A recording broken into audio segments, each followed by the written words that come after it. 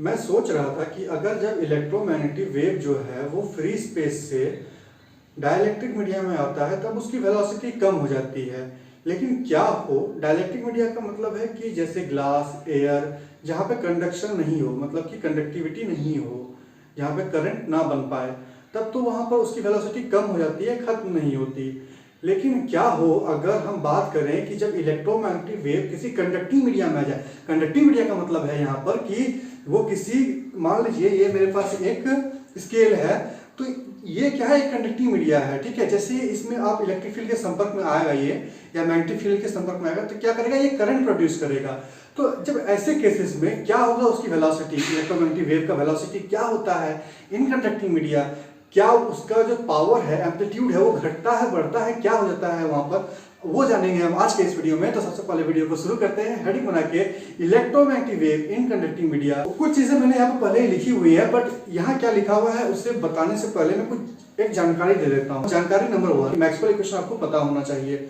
हालांकि फिर भी अगर मैक्सवेल नहीं पता है, ठीक है, तो वो फिर भी कुछ हद तक मैं समझा सकता हूँ इस वीडियो में। बट अगर आपको ये भी नहीं पता कि इलेक्ट्रोमैग्नेटिक वेव का प्रोपगेशन जो है वो फ्री स्पेस में कैसा होता है, वो डाइलेक्ट्रिक मीडिया में कैसा होता है, तब ये वीडियो थोड़ा आपको जानने में थोड़ा सा प्रॉब्लम हो सकता है। हालांकि दोनों का वीडियो मैंने बनाया हुआ है, आप सिंपली जाकर सर्च कीजिए electromagnetic wave in dielectric media bye solar physics, electromagnetic wave in free space bye solar physics, आपको वहां पर वीडियो मिल जाएगा मेरा। तो अब शुरू करते हैं इस वीडियो को। इस वीडियो को शुरू करने से पहले कुछ और चीजें बता देता हूं। हम क्या करेंगे, यहाँ पर एक कंडक्टिंग मीडिया मान लेंगे कि हम मान लेंगे कि एक ऐसा मीडियम है जहाँ पे कंडक्टिविटी है। अब क्या करेंगे हम कि हम ये मान के चलेंगे कि वो जो मीडियम है वो चार्ज फ्री है। स्टार्टिंग में उसमें कोई चार्ज नहीं है, स्टार्टिंग में वो चार्ज फ्री है। और क्या, उसमें कोई एक्सटर्नल करंट नहीं है। इनिशियल में उसका जो करंट होगा वो नहीं होगा। तो उसमें करंट कैसे होगा, तो करंट होगा इलेक्ट्रोमैग्नेटिक वेव के कारण जो करंट बनेगा, हम सिर्फ उसी करंट को लेकर के यहाँ पर चलेंगे, ठीक है। क्योंकि इसके अलावा अगर डेरिवेशन को करने जाऊं मैं, ठीक है, तो वो बहुत लेंथी होगा, ठीक है, बहुत ही मतलब कॉम्प्लिकेटेड हो जाता है। इसीलिए हम कुछ चीजें पहले ही हल्का कर लेंगे, बाद में उस केसेस को देख लेंगे, ठीक है। बट स्टार्टिंग में जब उसे डिराइव करेंगे तो उसे हम बहुत चीजों को मान लेंगे। तो मैंने यहाँ पर कुछ चीजें लिखी हुई है।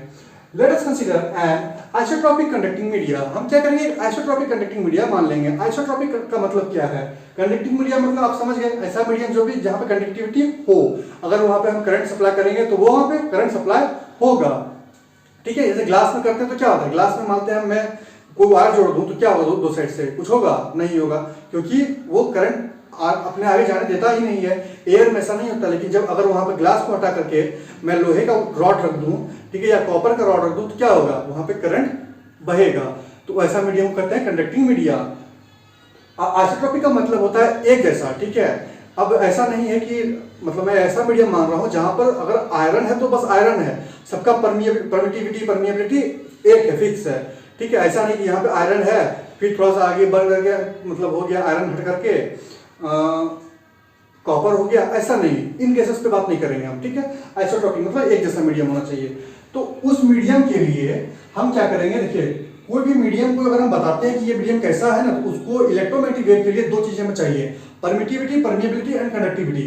Conductivity only for the conducting media, अगर कंडक्टिंग मीडिया नहीं है तो परमिटिविटी और परमिएबिलिटी जो है उस मीडियम को डिस्क्राइब कर सकता है। तो characterized by the constant permittivity, एक परमिटिविटी कांस्टेंट होगा, वो होगा epsilon, permeability mu and conductivity sigma, ठीक है। यहाँ पर जो कंडक्टिविटी है उसे हम सिग्मा से डिनोट करने वाले हैं। ये कांस्टेंट टर्म है, ठीक है। जितना भी एप्सिलॉन, म्यू और sigma is a constant term. Let us assume that the medium is charge free. Starting में हम ये मान के चलेंगे कि वो जो मीडियम है वो चार्ज फ्री है एंड एक्सटर्नल करंट फ्री, मतलब कि साथ ही साथ उसमें एक्सटर्नल करंट नहीं है। So the current induced in the medium is only by the EM wave. तो क्या होगा कि जो उसमें करंट प्रोड्यूस होगा किसी भी मतलब मीडियम में, तो वो कैसे होगा, वो सिर्फ और सिर्फ इलेक्ट्रोमैग्नेटिक वेव के द्वारा ही प्रोड्यूस होने वाला करंट होगा। तो हमें जो वहां पे करंट का डेंसिटी मिल जाएगा, करंट डेंसिटी जे, वो इक्वल होगा सिग्मा ई का, ठीक है। जहां पर सिग्मा जो है कंडक्टिविटी कांस्टेंट है, ई है इलेक्ट्रिक फील्ड। तो यहां पर अब डिराइव करने का बिल्कुल सेम मेथड होगा जैसे हमने फ्री स्पेस में देखा था, एक हद तक, जहां तक हम लोगों ने डिफरेंशियल इक्वेशन लाया था। तो मैक्सवेल इक्वेशन की बात करें तो मैक्सवेल ने 4 इक्वेशन दिए थे। पहला इक्वेशन था divergence of E is equal to rho by epsilon. जहां पर रो जो है वो चार्ज डेंसिटी है। दूसरा है divergence of B is equal to zero, यानी कि डाइवर्जेंस ऑफ बी जो है या मैग्नेटिक फील्ड का डाइवर्जेंस क्या होता है, जीरो के इक्वल होता है। तीसरा इक्वेशन था कर्ल ऑफ ई। देखिए ये त्रिभुज आपको दिख रहा है, उल्टा त्रिभुज, this is called del operator. अगर इस डेल ऑपरेटर के साथ कोई भी वेक्टर डॉट प्रोडक्ट में होगा तो उसे कहेंगे डाइवर्जेंस ऑफ द वेक्टर, यानी कि डाइवर्जेंस ऑफ ए यहां पर। और अगर क्रॉस में होगा तो डेल क्रॉस ए रहा तो इसे कहेंगे कर्ल ऑफ वेक्टर ए, ठीक है, कर्ल ऑफ द वेक्टर, ऐसा हम कहते हैं। तो यहां पर इक्वेशन 3 में कर्ल ऑफ ई जो होता है वो इक्वल होता है माइनस डीबी बाय dt का, ठीक है। और बी तो मैग्नेटिक फील्ड है, मैंने पहले ही बता दिया था, ई इलेक्ट्रिक फील्ड है। अब यहां पर चौथा इक्वेशन कहता है मैक्सवेल का कि कर्ल ऑफ एच जो होता है, एच है यहाँ पर मैग्नेटिक फील्ड इंटेंसिटी, वो इक्वल होता है J plus del D by D T, ठीक है। जहां पर जे है करंट डेंसिटी और डी जो है वो है डिस्प्लेसमेंट करंट। तो यहाँ पर कुछ बेसिक फॉर्मूला जो आपने प्रीवियस सेमेस्टर में पढ़े होंगे वो क्या है, D is equal to epsilon E, ठीक है। D जो होता है यानी कि डिस्प्लेसमेंट करंट होता है वो इक्वल होता है एप्सिलॉन यानी कि permittivity multiply by the electric field, और B जो होता है वो इक्वल होता है मैग्नेटिक फील्ड जो इक्वल होता है वो होता है permeability multiply by the magnetic field intensity, और J is the current density जो इक्वल होता है सिग्मा E का, जहां पर सिग्मा जो है वो कंडक्टिविटी ऑफ द मीडियम है। तो अलग अलग मीडियम के लिए जे ये जो सिग्मा है वो अलग अलग होगा, अलग अलग मीडियम के लिए म्यू अलग अलग होगा, अगर एप्सिलॉन भी अलग अलग मीडियम के लिए अलग अलग होगा।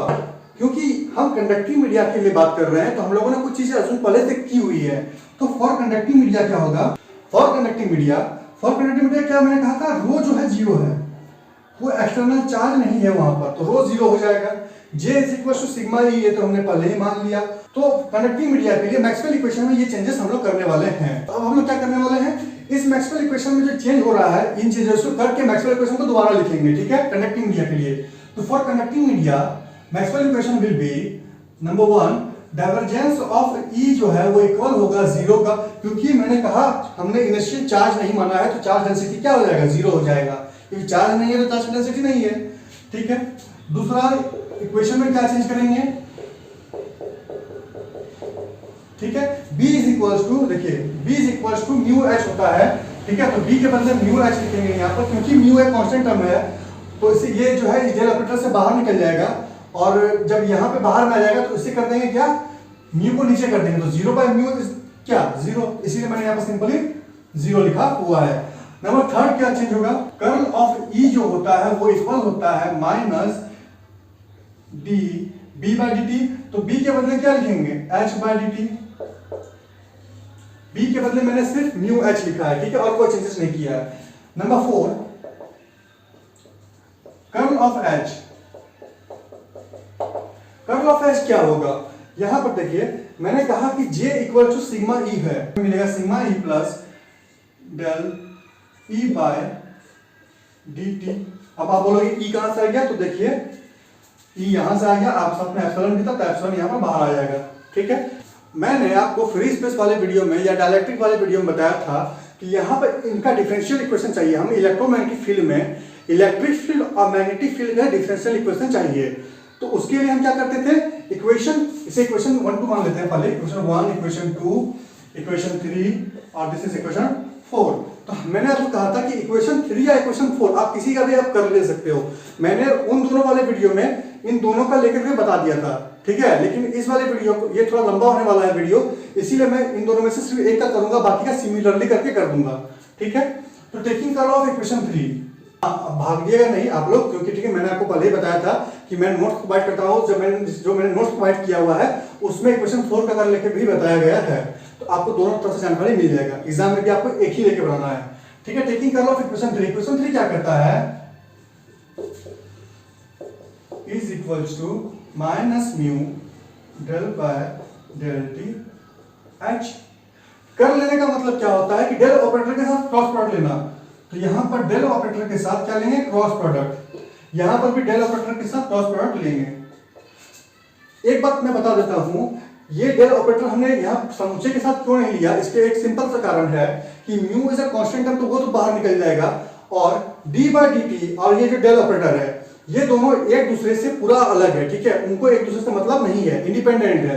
तो इंडिपेंडेंट होने के कारण हम इसको आगे लिखे या इसको आगे लिखे कोई फर्क पड़ने वाला नहीं है रिजल्ट में, इसीलिए हमने ऐसा लिखा। और ऐसा इसलिए भी लिखा कि ये अगर आएगा तो हमारे यहाँ पे फॉर्मूला इस्तेमाल कर सकते हैं ऊपर से। तो देखिए ये है कर्ल ऑफ अ वेक्टर, यानी ठीक है कर्ल ऑफ अ वेक्टर का एक फॉर्मूला होता है सिंपल सा, del multiply by the divergence of the vector minus del square E, ठीक है डेल स्क्वायर ई। ये है कर्ल ऑफ अ वेक्टर का फॉर्मूला। ये आपने सेमेस्टर 1 के मैथमेटिकल फिजिक्स में पढ़ा हुआ होगा।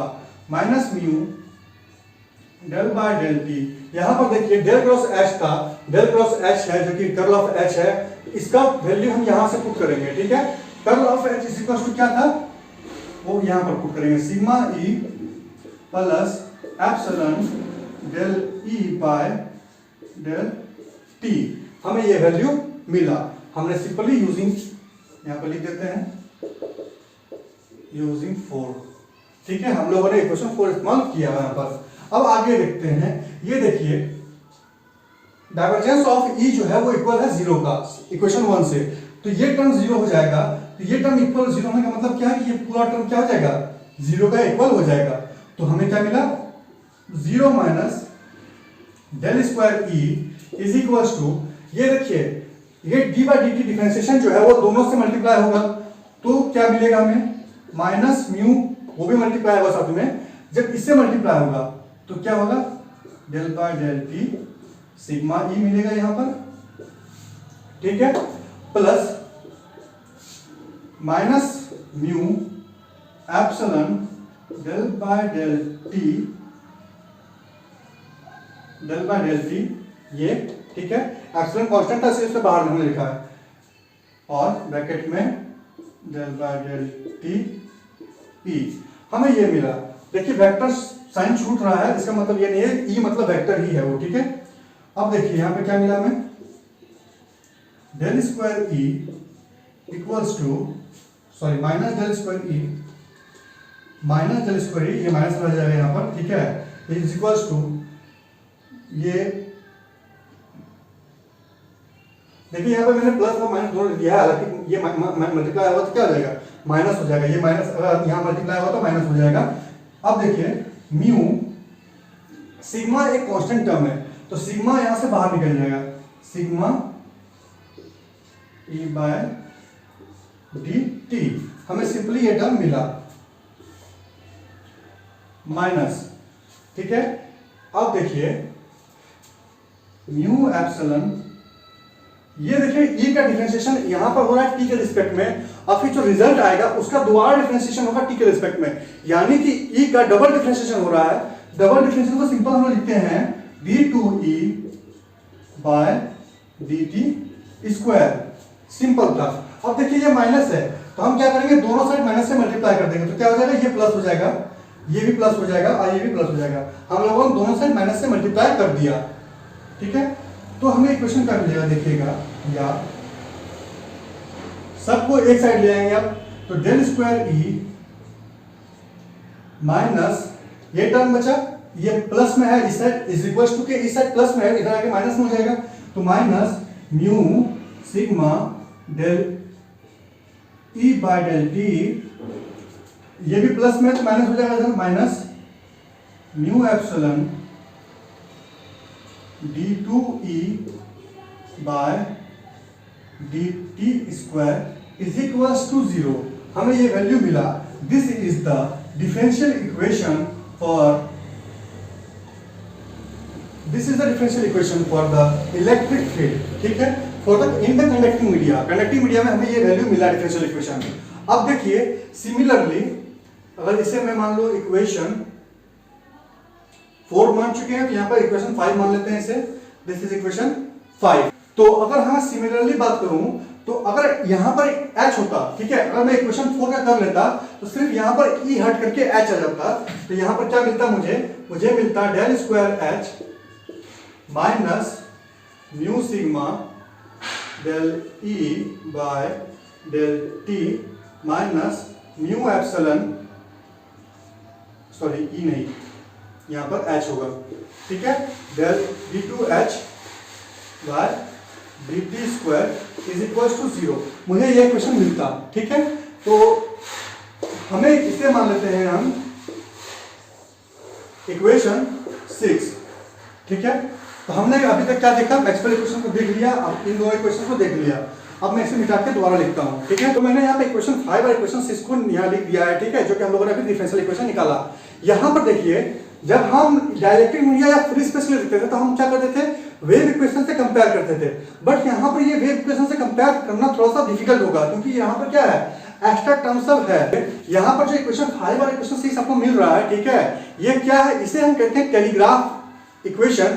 और ये जो टर्म है minus mu sigma d H by d t minus mu epsilon d two H by d t square is equal to 0। ठीक है, ये जो टर्म है, ठीक है, बीच वाला ये टर्म जो आपको दिख रहा है यहां से लेकर यहां तक दोनों में, उसे कहते हैं हम डैम्पिंग टर्म। ठीक है, डैम्पिंग टर्म हम लोग इसलिए कह रहे हैं क्योंकि वहां पर जो इलेक्ट्रोमैग्नेटिक वेव का कंडक्टिंग मीडिया में क्या होता है कि एम्पलीट्यूड पहले क्या होता है वो समझिए हल्का सा। ये देखिए, कोई वेव कितना हाइट तय करता है, ठीक है, उसे कहते हैं हम उसका एम्पलीट्यूड। तो जब ये कंडक्टिंग मीडिया में घुसता है तो क्या होता है, इसका एम्पलीट्यूड घट जाता है। ठीक है, मतलब बहुत तेजी से घटता है, कंटिन्यू घटते रहता है जब तक वो समाप्त ना हो जाए। ठीक है, तो इसीलिए इन टर्म्स को कहते हैं हम डैम्पिंग टर्म। ये जो घटना होता है एम्पलीट्यूड का उसे कहते हैं डैम्पिंग। हमारे लिए इलेक्ट्रिक और मैग्नेटिक फील्ड के लिए एक सॉल्यूशन था। वी नो दैट, क्या हमें पता है कि इलेक्ट्रिक फील्ड जो होता है अगर उसका डायरेक्शन जो है, प्रोपगेशन का डायरेक्शन वो r है, comma t is the time, तो उसके लिए जो इक्वेशन मिलता है वो होता है E नॉट एप्सिलॉन पे पावर, सॉरी एक्सपोनेंशियल पे power I k dot r, यहाँ पे k dot r minus omega t. ठीक है, ये होता है इलेक्ट्रिक फील्ड का solution for a plane electromagnetic wave. और अगर हम प्लेन मैग्नेटिक फील्ड इंटेंसिटी की बात करें H के लिए, H नॉट e पे power I k vector dot r vector minus omega T. ये एक अलग टॉपिक है, ये है प्लेन इलेक्ट्रोमैग्नेटिक वेव का सॉल्यूशन। ठीक है, तो वो सॉल्यूशन तो इस वीडियो में मैं ड्राइव नहीं करने वाला हूं क्योंकि वीडियो ऑटोमेटिक लंबा हो रहा है। ठीक है, आपको दरकार भी नहीं है, ये तो इक्वेशन आपको याद रखनी होगी। ठीक है, इसे मानते हैं हम इक्वेशन 6 हो गया, दिस इज 7 और दिस इज इक्वेशन 8, जहां पर ये r जो है वो बताता है कि जो वेव है वो किस डायरेक्शन में प्रोपेगेट करता है। और ये जो k वेक्टर है वो बता रहा है प्रोपेगेशन कांस्टेंट को। k देखिए, k वेक्टर तो नहीं बताता, k वेक्टर जो होता है वो इक्वल होता है k multiply by n k। Cap is the direction, मतलब यूनिट वेक्टर है, ठीक है, और k is the propagation constant और r is the direction of the propagation. अगर हम लोगों ने ये मान कर रखा होता स्टार्टिंग में कि हमारा वेव z डायरेक्शन में चल रहा है, ठीक है, तब हम यहाँ पर क्या करते हैं, r के बदले z लेते हैं। ये ओमेगा जो है उसे हम कहते हैं एंगुलर फ्रीक्वेंसी, जो कि होता है 2 पाई न्यू। ठीक है, तो अब देखते हैं आगे। इन सॉल्यूशन का इस्तेमाल करके हमें क्या करना है कि यहाँ पर जो इक्वेशन 5 है और 6 है, मैं यहाँ पर एक इक्वेशन को लेकर चलूंगा। ठीक है, सिंपली इलेक्ट्रिक फील्ड को लेकर चलने वाला हूँ, मैग्नेटिक फील्ड को लेकर नहीं चलूंगा। मैग्नेटिक फील्ड में क्या करूंगा, सिमिलरली करके कर दूंगा आंसर। ठीक है, तो हमें यहाँ पर डेल स्क्वायर ई का वैल्यू निकालना पड़ेगा। ये जो टर्म है, इन सब टर्म्स का वैल्यू निकालेंगे। तो सबसे पहले डेल ई का वैल्यू अगर निकाले तो क्या निकलेगा, देखिएगा। ये डेल का क्या होता है पहले बताते हैं, डेल ऑपरेटर क्या होता है। डेल ऑपरेटर जो सिंपली कहते हैं डी बाय डी आर, अगर आर एज ए डायरेक्शन हम लेंगे तब। ठीक है, तो del is equal to d by d r, differentiation with respect to r. ठीक है, तो यहां पर इलेक्ट्रिक फील्ड का डिफरेंशिएशन करना है। यहां पर इलेक्ट्रिक फील्ड है, देखिए इलेक्ट्रिक फील्ड जो है उसका डिफरेंशिएशन करना है विद रिस्पेक्ट टू आर। तो जब विद रिस्पेक्ट टू आर करेंगे तो क्या होगा, अच्छा एक चीज और छूट गया, वो क्या है, ये एप्सिलॉन नॉट और एच नॉट जो है वो कॉम्प्लेक्स एम्पलीट्यूड है इलेक्ट्रोमैग्नेटिक वेव का, जो कि एक कांस्टेंट टर्म होता है फॉर स्पेस और टाइम। स्पेस और टाइम के लिए ये जो है कांस्टेंट टर्म होता है, जिसे हम कहते हैं कॉम्प्लेक्स एम्पलीट्यूड। ठीक है, ये क्या है, डिफरेंशिएशन विद रिस्पेक्ट टू ई। तो इसका डिफरेंशिएशन करेंगे विद रिस्पेक्ट टू ई, तो क्या होगा देखिएगा, एप्सिलॉन नॉट ई नॉट एक कांस्टेंट टर्म है, तो उसे हम बाहर कर देते हैं। ये है एक्सपोनेंशियल, इसका डिफरेंशिएशन इसका होने वाला है। तो जब इसका डिफरेंशिएशन करेंगे तो क्या होगा, e पे पावर x का डिफरेंशिएशन क्या होता है, e पे पावर x ही होता है। तो यहां पर हो जाएगा e पे power i k vector r minus omega t। लेकिन जब e पे पावर x का डिफरेंशिएशन करते हैं विद रिस्पेक्ट टू x, तो क्या होता है, वो होता है e पे पावर x। लेकिन अगर यहाँ पर x के बदले क्या हो, x स्क्वायर हो, तो क्या होगा, इस x स्क्वायर का दोबारा डिफरेंशिएशन होता है, जो कि यहाँ पर करेंगे हम 2x। ठीक है, तो हम लोग ऐसा करते हैं। तो नीचे ऊपर वाला टर्म जो है वो r नहीं है सिर्फ, इसीलिए ऊपर वाले टर्म का दोबारा डिफरेंशिएशन जब हम करेंगे तो हमें क्या मिलेगा, देखिएगा ये एक कांस्टेंट टर्म है ओमेगा टी, तो ओमेगा टर्म कांस्टेंट का डिफरेंशिएशन क्या हो जाएगा, 0 हो जाएगा। तो ये टर्म तो खत्म हो गया, इसका मतलब है नहीं हमें। यहाँ पर है आई के आर, तो आई के तो कांस्टेंट है लेकिन आर कांस्टेंट नहीं है। आर का क्या है, उसी का रिस्पेक्ट में तो हम डिफरेंशिएशन कर रहे हैं ना। तो जब किसी चीज के रिस्पेक्ट में डिफरेंशिएशन करेंगे तो क्या मिलेगा, d r by d r. तो उसका क्या होता है, वो होता है 1 के इक्वल। इसीलिए हमें जो इसका डिफरेंशिएशन मिला इस वाले इक्वेशन का फर्स्ट टाइम डेरिवेटिव, वो क्या मिला, del dot E is equal to epsilon naught E पे पावर आई के are minus omega T multiply by I K. ठीक है, अब लेकिन हमें वहां पर क्या निकालना है, वहां पर डी डेल स्क्वायर ई निकालना है, यानी कि इसका एक बार और डिफरेंशिएशन करेंगे तो क्या होगा, डेल स्क्वायर ई करेंगे तो क्या होगा, देखिएगा हमें मिलेगा, ये एक कांस्टेंट टर्म है, ये अब कांस्टेंट टर्म रह गया। ठीक है, ये एक कांस्टेंट टर्म रह गया, तो एप्सिलॉन सॉरी ई नॉट और आई के, इसे हम कर देंगे साइड, आगे देखेंगे। इसका डिफरेंशिएशन होगा फिर से, तो होगा ई पे पावर आई के dot are minus omega t. ठीक है, और फिर से एस ऊपर वाला का डिफरेंशिएशन होगा तो क्या मिलेगा हमें, फिर से हमें मिलेगा आई के। ठीक है, और आई के मल्टीप्लाई बाय आई के क्या हो जाएगा, आई स्क्वायर के स्क्वायर। तो इसके हटा करके हम सिंपली यहां पर लिख देते हैं आई स्क्वायर के स्क्वायर। ठीक, ठीक है, तो हमें डेल स्क्वायर ई जो मिला वो क्या मिला, वो हमें मिला आई स्क्वायर जो है वो क्या, आयोटा का स्क्वायर। आपको पता है कि आई जो होता है आयोटा रूट अंडर माइनस 1 होता है, तो यहां से आई स्क्वायर क्या हो जाएगा, आई स्क्वायर हो जाएगा आपका I square is equal to minus 1 simply. ठीक है, ये कॉम्प्लेक्स नंबर है, तो यहां पर हमें मिला minus k square minus k square. ठीक है, I square is equal to minus 1 and epsilon naught E पे power I K vector dot R vector minus omega T. यहां पर देखिए epsilon sorry this is not epsilon, this is E naught. ठीक है, तो ई naught E पे power I के are minus omega t, E naught sorry कहा गया, ई नॉट ई पे पावर आई के आर माइनस ओमेगा टी, ये क्या है, इक्वल है ई का। तो इस पूरे टर्म के बदले हम क्या लिखेंगे, ई। तो हमें क्या मिला, डेल स्क्वायर ई के बदले ये इक्वेशन मिला। इसे हम मानते हैं इक्वेशन नंबर 7। ठीक है, 6 पे हम लोगों ने मान लिया, ये इक्वेशन नंबर 7। अब देखिए ये हमें डेल स्क्वायर ई का वैल्यू मिला। अब हमें क्या निकालना है, हमें निकालना है del E by D t का। हम लोगों ने क्या किया अभी तक, हम लोगों ने इक्वेशन 7 निकाला था, जो कि मैंने यहाँ पे साइड में लिख दिया है, del square E is equal to minus k square E. ठीक है, अब हम निकालेंगे दूसरे टर्म का वैल्यू, क्या है, d E by D t. Mu sigma constant उससे मतलब हमें नहीं है, तो हम निकालते हैं d E by D t, यानी कि ई का differentiation with respect to t, ये ई है। ठीक है, इसका डिफरेंशिएशन करेंगे विद रिस्पेक्ट टू टी, क्या मिलेगा हमें, देखिएगा तो एफ ई नॉट जो कांस्टेंट टर्म है उससे तो हमें कोई लेना देना है नहीं। अब यहां पर बात करते हैं, ई पे पावर एक्स का डिफरेंशिएशन हो जाएगा ई पे पावर एक्स, यानी कि ई पे पावर के dot are minus omega t. ठीक है, अब ऊपर वाले डिफरेंशिएशन करेंगे। अब जब ऊपर वाले का डिफरेंशिएशन करेंगे तो हमें किसका रिस्पेक्ट में कर रहे हैं, टी का रिस्पेक्ट में, तो ये टर्म क्या हो जाएगा, 0 हो जाएगा। तो हमें यहाँ पे क्या मिलेगा, आई मल्टीप्लाई होगा यहाँ पर आई ओमेगा टी, तो आई ओमेगा और टी का differentiation d t by D t, हमें ये मिला, क्योंकि आई ओमेगा कांस्टेंट टर्म है, उससे बाहर कर दिया हम लोगों ने। टी का differentiation with respect to t क्या होता है, 1 होता है, तो ये टर्म हमें 1 मिला। तो हमें क्या मिला यहाँ पर, आई ओमेगा, और ये टर्म क्या है, ये टर्म है हमारा, देखिए d E by D t is equals to क्या होगा, ये टर्म हमारा इक्वल था ई का, तो देखिए ई नॉट ई पे पावर आई के आर माइनस ओमेगा टी, आई के आर माइनस ओमेगा टी, तो सिंपली इसके बदले हम लिख देंगे ई, और क्या हो जाएगा साथ में आई ओमेगा, तो आई ओमेगा ई। ठीक है, हमें ये इक्वेशन मिला, इसे मानते हैं हम इक्वेशन नंबर 8। तो 8 का वैल्यू मैंने वहां पर लिख दिया है। ठीक है, अब देखिए हम क्या निकालना है, हमें d two E by d t square निकालना है। तो इसका एक बार और डिफरेंशिएशन अगर करेंगे तो हमें क्या मिलेगा, हमें मिलेगा d two E by D t square. तो हमें क्या मिलेगा, इसके बदले दोबारा डिफरेंशिएशन कर रहे हैं हम। ठीक है, तो क्या होगा देखिएगा, आई ओमेगा कांस्टेंट टर्म है तो उसे कर देते हैं आई ओमेगा साइड में, ठीक है।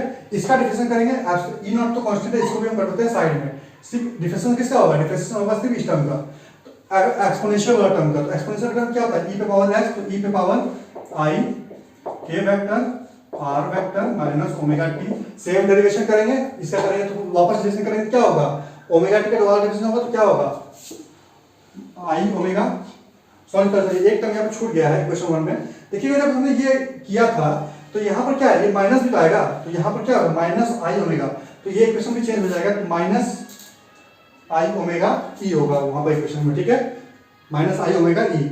अब देखिए ये पहले से माइनस आई ओमेगा यहाँ पर था, ठीक है, और यहाँ पे फिर से माइनस आई ओमेगा आ गया, तो हमें क्या मिलेगा, हमें मिलेगा d2e by dt square is equals to minus I omega क्या हो जाएगा, मल्टीप्लाई हुआ तो आई स्क्वायर ओमेगा स्क्वायर, और ये टर्म जो है यहाँ से लेकर के यहाँ तक ये वापस से e के इक्वल था तो उसे हम कर देंगे e, तो हमें क्या मिला आई स्क्वायर ओमेगा स्क्वायर ई, ठीक है। तो आई स्क्वायर इज इक्वल्स टू -1, तो यहाँ पर हम लिख देंगे simply minus omega square E.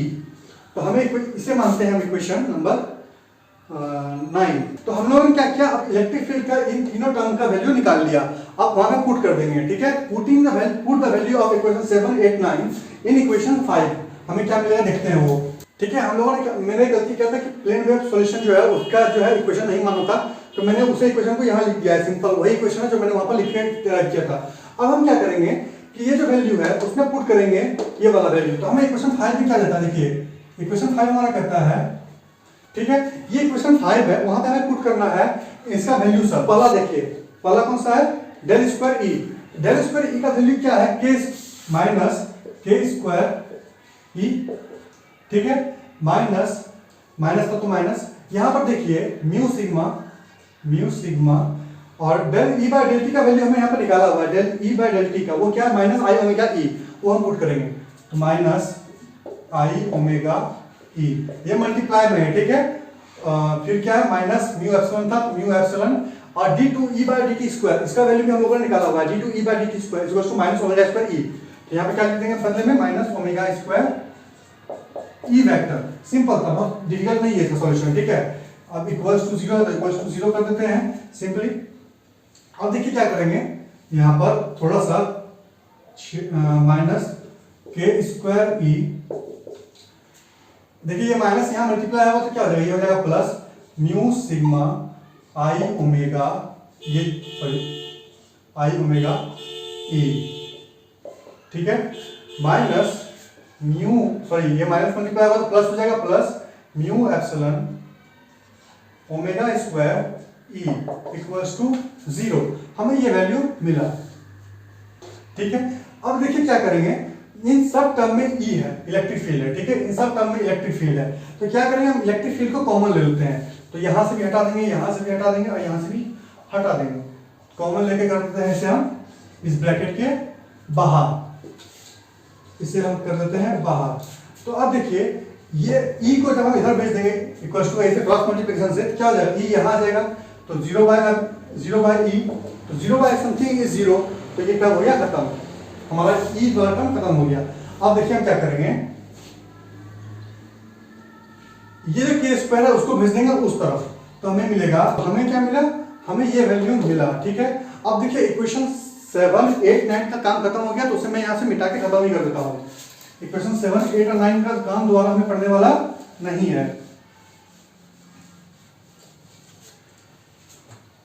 ठीक है। तो हमें ये वैल्यू मिला, यहाँ से हमने सिंपली क्या किया, के स्क्वायर को उधर भेज दिया, तो के स्क्वायर का वैल्यू क्या मिला, म्यू एप्सिलॉन ओमेगा स्क्वायर, इसे आगे लिखा और बाद में क्या लिखे, इसे लिखे आई म्यू ओमेगा सिग्मा, आई म्यू ओमेगा सिग्मा, तो आगे पीछे करके लिखने की कोशिश की मैंने, बस इसे हम मानते हैं इक्वेशन नंबर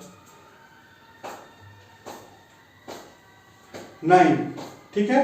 ये हो गया इक्वेशन नंबर 9। तो इक्वेशन नंबर 9 में क्या है, इक्वेशन 9 यहाँ लिख देते हैं हम पहले। तो हम लोगों ने इक्वेशन 9 निकाला। अब देखिए ऐसे हमें सॉल्व करना पड़ेगा थोड़ा सा, क्योंकि के जो है वो दो भाग में है, के का दो पार्ट है, एक है रियल पार्ट, एक है इमेजिनरी पार्ट। इमेजिनरी पार्ट का मतलब क्या है, यहाँ पर आयोटा है तो ये एक इमेजिनरी टर्म है, ठीक है। तो हमें के को दो भाग में बांटना पड़ेगा।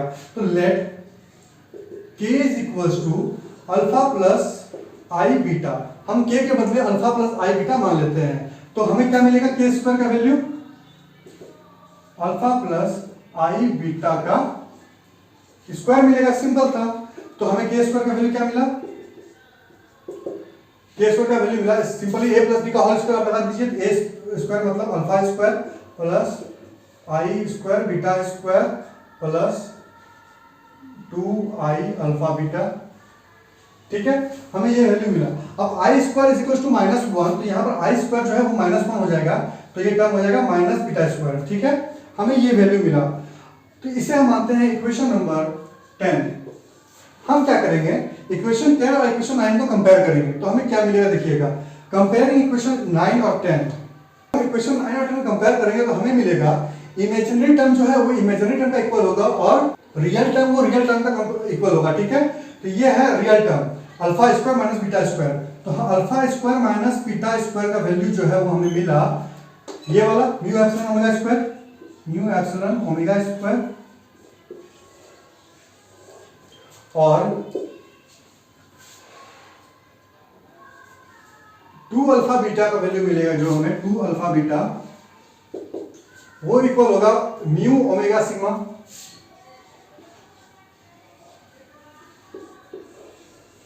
हमें ये दो इक्वेशन मिले, इसे मानता हूं मैं इक्वेशन नंबर 10 तो हो गया 11, इसे मानते हैं इक्वेशन नंबर 12। तो हम लोगों ने अभी तक इक्वेशन 11 12 देख लिया, ठीक है, 11 12 हम लोगों ने यहाँ पर देख लिया।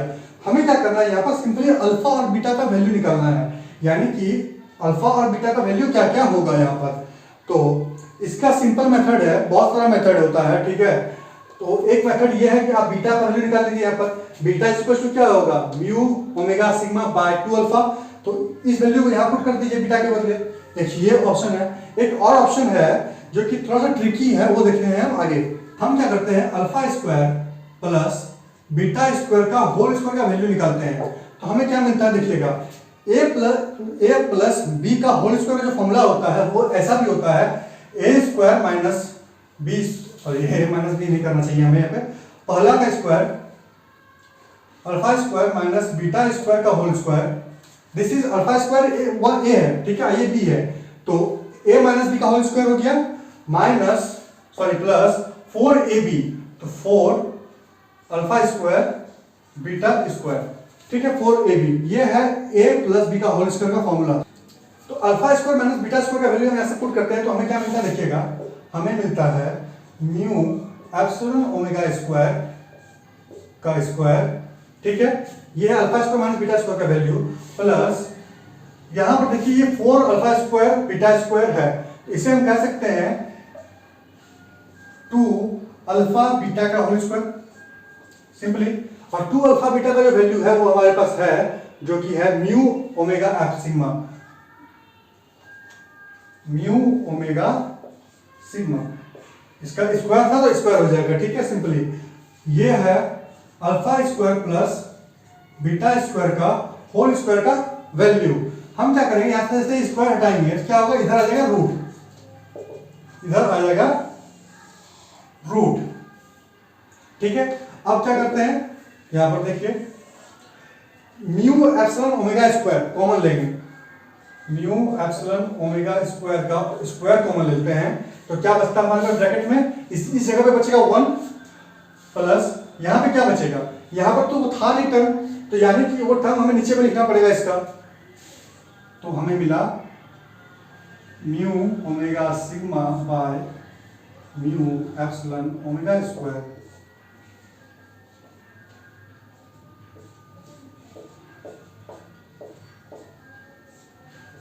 ठीक है। हम लोगों ने सिंपली क्या किया, म्यू एप्सिलॉन ओमेगा स्क्वायर को कॉमन ले लिया। अब देखिए क्योंकि यहां भी स्क्वायर है यहां भी स्क्वायर है, ठीक है, अगर ए स्क्वायर बाय बी स्क्वायर रहता है तो क्या करते हैं हम उसे लिख सकते हैं ना, ए बाय बी का होल स्क्वायर सिंपली, तो वैसा ही यहां पर करेंगे, यहां पर भी टर्म नीचे वाले टर्म में भी स्क्वायर है ऊपर वाले टर्म में भी स्क्वायर है, तो सिंपली इस स्क्वायर वाले टर्म को बिठा देंगे हम और एक जनरल स्क्वायर टर्म दे देते हैं यहां पर स्क्वायर, ठीक है, सिंपल था। अब देखिए यहां पे ओमेगा स्क्वायर है, ऊपर में ओमेगा है, तो ओमेगा से ओमेगा स्क्वायर खत्म, मतलब स्क्वायर खत्म हो गया, और क्या खत्म होगा, म्यू से म्यू खत्म हो जाएगा, ठीक है, हमें ये टर्म मिला, अब देखिए क्या मिलता है हमें, alpha square plus beta square का जो वैल्यू मिला हमें, alpha plus beta square, alpha square plus beta square का वैल्यू जो मिला हमें, ये स्क्वायर के टर्म में है, ठीक है, ये बाहर निकल जाएगा, तो ये हो जाएगा म्यू एप्सिलॉन ओमेगा स्क्वायर, ठीक है, होल स्क्वायर के टर्म में था तो बाहर निकल गया वो। हमारे पास ब्रैकेट में बचा 1 प्लस क्या बचा, sigma by epsilon omega, sigma by epsilon omega का स्क्वायर, हमें ये टर्म बचा हमारे पास। इसे मानते हैं हम इक्वेशन नंबर 12 हो गया है 13। तो हम क्या करेंगे, अब इक्वेशन 13 और इक्वेशन 11 को जोड़ेंगे, ठीक है,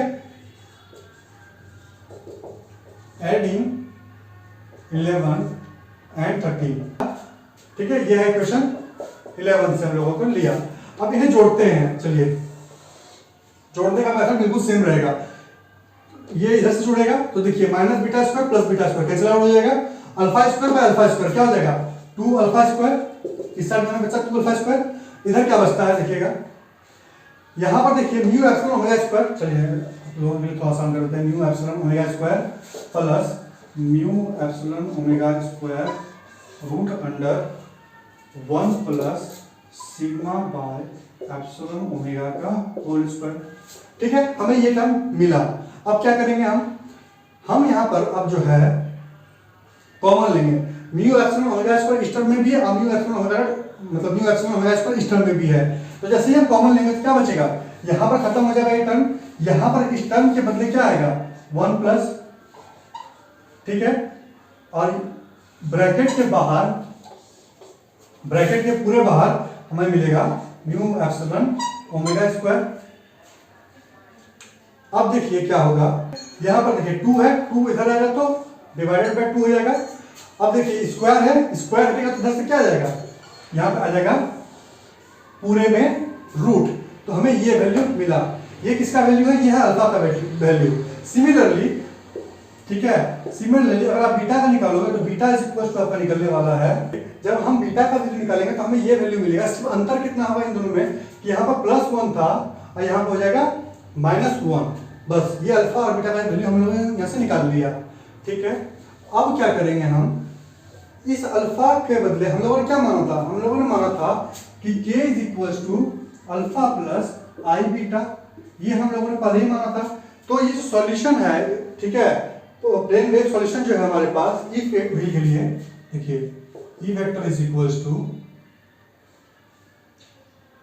ई नॉट ई पे power I K vector dot R vector minus omega T.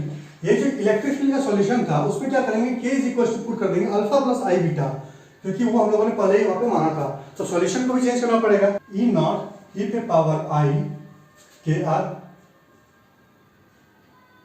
के dot are minus omega t, ठीक है। आई को अगर अंदर मल्टीप्लाई कर देंगे तो ये मिलेगा, के इज इक्वल्स टू क्या था अल्फा प्लस आई बीटा, के के बदले में यहाँ पुट कर देंगे अल्फा प्लस आई बीटा, ठीक है।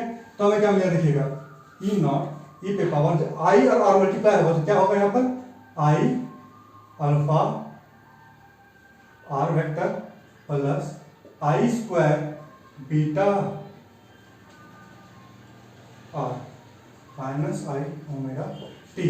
हम लोगों ने सिंपल जो है इसके मल्टीप्लाई कर दिया।